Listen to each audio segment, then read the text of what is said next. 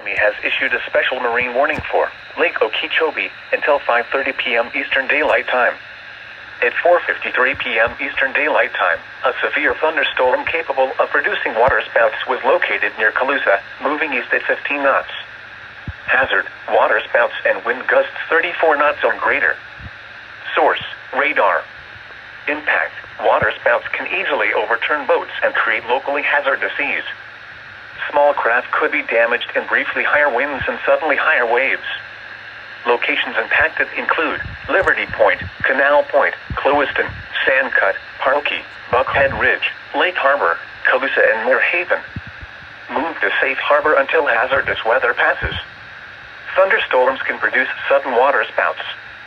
Waterspouts can easily overturn boats and create locally hazardous seas.